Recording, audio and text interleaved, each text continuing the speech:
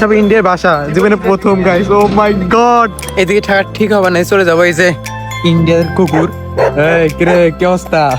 সালাম দে। আসসালামু আলাইকুম বড়বা। চলে আসলাম সাদা পাথরে গাইস। জাস্ট ও মাই গড, জাস্ট দেখো। পানি অল্প না ভাই? High high.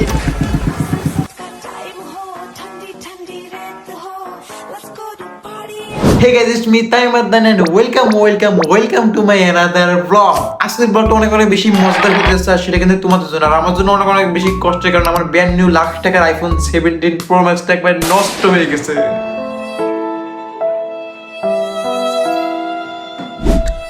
শেষ সবকিছু শেষ। কিভাবে কি শেষ হলো জানতে হলে পুরো ব্লগটা একটু স্কিপ না করে মনোযোগ সহকারে দেখতে থাকো, তবেই তো বুঝতে পারবে। তো চলো আজকের ব্লগটা আমরা প্রথম থেকে শুরু করে। আর আজকে কিন্তু আমরা যাচ্ছি সিলেটের সাদা পাথরে।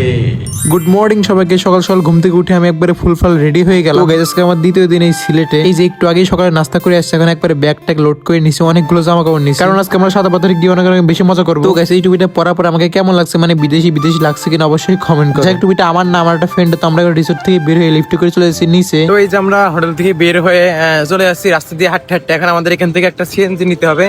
আমরা যেহেতু সাদা পাথর যাবো, তো এখান থেকে সিএনজি নিয়ে যাইতে হবে, তাছাড়া তেমন ইয়া নাই। সিএনজি বেস্ট হয় এখান থেকে।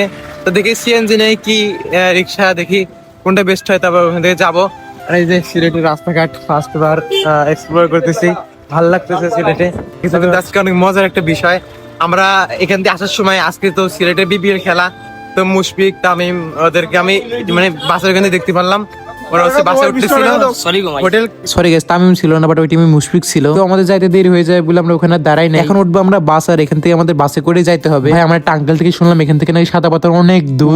ওয়াও এত সুন্দর রাস্তা দেখলে কি দূর মনে হয়? দেখো জাস্ট বাসের জানলা থেকে কি রকম একটা ভিউ আসছে। ও মাই গড, আমার দুই চোখ যেদিকে যাচ্ছে সেদিকে আমি দেখতে পাচ্ছি শুধু চা বাগান আর চা বাগান। এটা ভুলে গেলে চলবে না, সিলেট মানেই চায়ের রাজ্য। শুধু কিন্তু চায়ের বাগানের সৌন্দর্যই না, এটা দেখছি রাস্তার উপরেও ফুল গাছ লাগিয়ে রাখছে, যেটা দুই চোখে দেখতে একবার অমাইক লাগছে, একবার অমাইক। ওকে তো গাইস কি বলবো, আমরা এই বাসে বসে থাকতে একবারে ফেটে যাচ্ছিল। কি একটা বাসে উঠলাম ভাই, এত পরিমাণ ঝেঁকে, একবার থাকছে জমিনে আর একবার থাকছে আকাশে। যাক এখন আমি একটু বাসের সাথে যুদ্ধ করে তোমরা এই ভিউটা এনজয় করো। বাস থেকে গেলে এখন রাস্তায় আসছি, এখন আমরা যাবো। ওয়াও মাই গড, মানে সামনে ভিউটা দেখো জাস্ট, চারদিকে পাহাড়, ওই সব ইন্ডিয়ার পাহাড় না? ভাষা দেখো, ভাষা। ও মাই গড, ইন্ডিয়ার ভাষা দেখা যাচ্ছে, ওই যে সব ইন্ডিয়ার ভাষা জীবনে প্রথম গাইস। ও মাই গড, যা লাগতেছে না। ও ইয়ার, এই যে আমরা, তোর ফিলিংস কেমন? এই ফিলিংস কেমন? বাপের জন্মে প্রথমবার আসলাম, বাপের জন্মে প্রথমবার আসলাম। কেমন জানি না, আমার তো বেশি ভালো লাগতেছে, তবে অনেক রোদ আজকে না? আজকে ওয়েদারটা অনেক সুন্দর, ছবি তুলে অনেক মজা পাবো, অনেক রোদ। ওকে তো গাইস, তোমাদের সাথে কিছু টিকটকারদের পরিচয় করাই দিই। ভাই প্লিজ ওরে কেউ থামাও।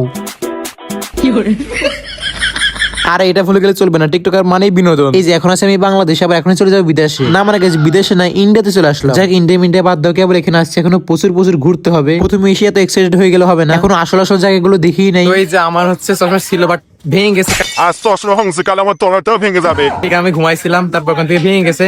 তো এখন আমি মনে হচ্ছে লাগবে না চশমা, আমি এত পরি না চশমা সবসময়। তো এখানে আসার পরে ভাই এত রোদ, আমি কোনদিন তাকাইতে পারতেছি না। তো একটা নীতি হচ্ছে যে যেভাবে একটা যে কোনো একটা নিয়ে নি।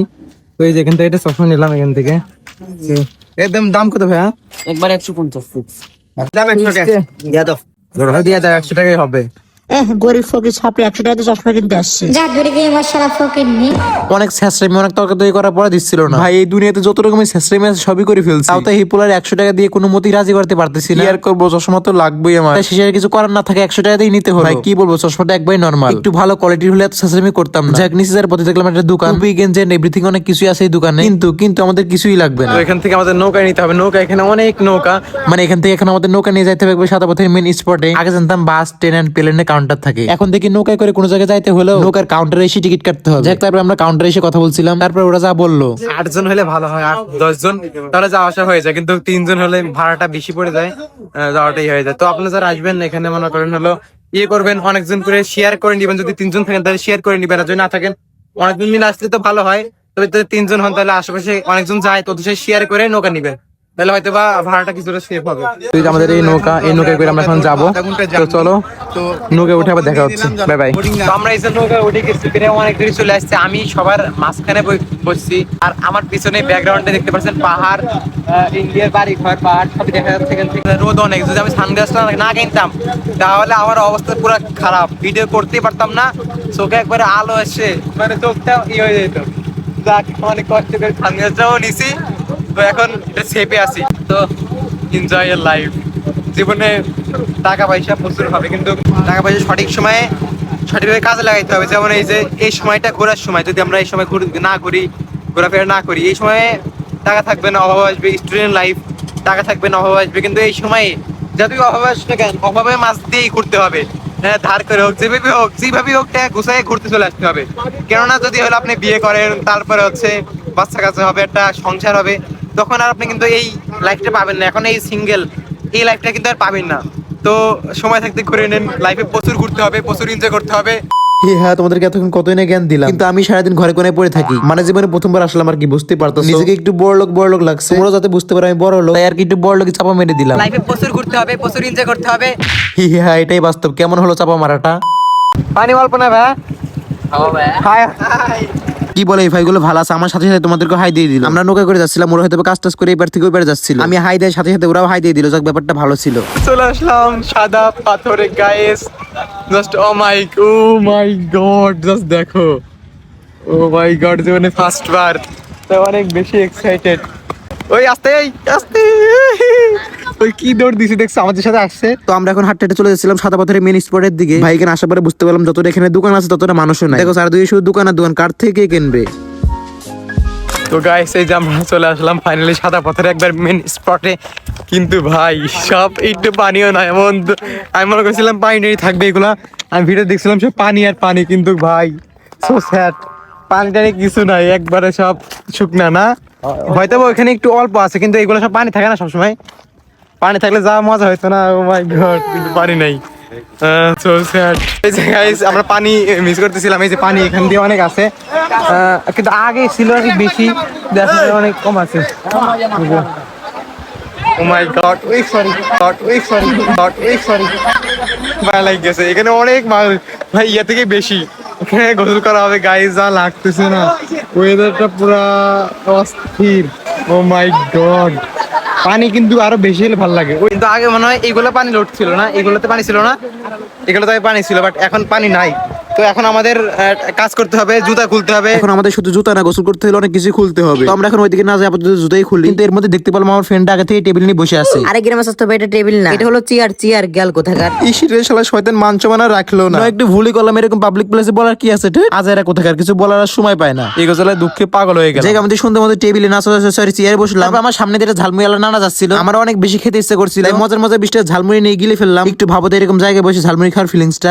আমরা আসার পর থেকে এখানে বসে আছি, সবাই এনজয় করতেছে। এই যে সবাই এনজয় করতেছে, আর আমরা এখানে বসে বসে রেস্ট করতেছি। মানে অত দূর থেকে পাথরের ভিতরে দিয়ে হেঁটে হেঁটে আসতে আসতে আমার একবারে সব ব্যথা হয়ে গেছে। তাই কি আর করবো, আমরা বসে বসে সবাই এনজয় করা দেখছি। আর আমার বন্ধুর এখানে আসার পরে কেমন লাগছে চলো তার মুখ থেকেই শুনে আসা যাক। এখানে এসে খুবই ভালো লাগছে, অনেক এক্সাইটেড ছিলাম। আসলে অসম্ভব সুন্দর জায়গা, বাংলাদেশে এত সুন্দর জায়গা আসলে গর্ব করার বিষয় আর কি।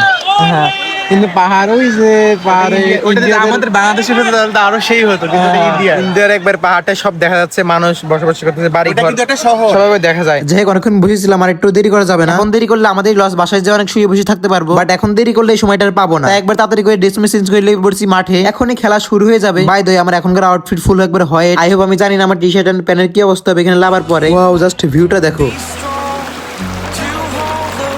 এত পরিমাণ পিছলে এখানে পাথরগুলো, না জানি কখন না কখন আমার পা ভেঙে যায়।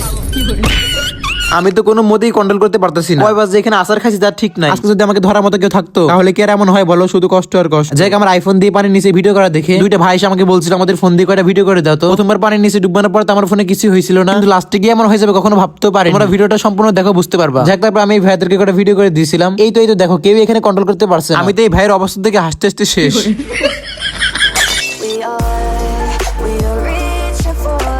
তো আমি নিচে কিছুক্ষণ গোসল করে এখন উঠে যাচ্ছে উপরে, আর উপরে নাকি একটা মসজিদ আছে। এছাড়া উপর থেকে নাকি সাদা পাথরের দৃশ্য অনেক সুন্দর দেখা যায়। আমি এখন বাংলাদেশ শেষ পর্যন্ত, এখানের পরে আর হয় না। তো এটাই শেষ, এখানে বিডিআরদের ক্যাম্প। আমি অনেক ওরা হলো অনেক ইয়ে করছে যে আসতে না, আমি অনেক কষ্ট করে আসছি, এখানে আসার নিয়ম নাই, মানে এখানে আসা যাই না, তাও মানে আমি হলো একটু চুরি করে চলে আসছি। তো মানে জাস্ট দেখেন পাহাড়টা, ও মাই গড, সব ইন্ডিয়াতে বাড়ি, এত উঁচু পাহাড়, এখান থেকে ভিউটা যা লাগতেছে। সরি সরি গেছে, আমার ভিডিও কোয়ালিটিটা এখন একটু ইগনোর করো, তখন বুঝতে পারিনি একটু ধুলা পরে ক্যামেরা ঘোলা হয়ে গেছে। তো এই যে এটা একটা মসজিদ, এখানে সবাই পর্যটকরা এসে নাচ পড়তে পারে, এন্ড এখানে বিজিবিদের ক্যাম্প, বিজিবিদের এখানে থাকে, পাহাড় মার দেয়। এদিকে থাকা ঠিক হবে না, চলে যাবো। এই যে ইন্ডিয়ার কুকুর, এই কিরে কি অবস্থা, ওরা আমার সালাম দে। ইন্ডিয়ার কুকুর, এই যে একটা দুইটা কালা, তিনটা আরেকটা আছে, সব বিয়ে করছে কিন্তু সবাই।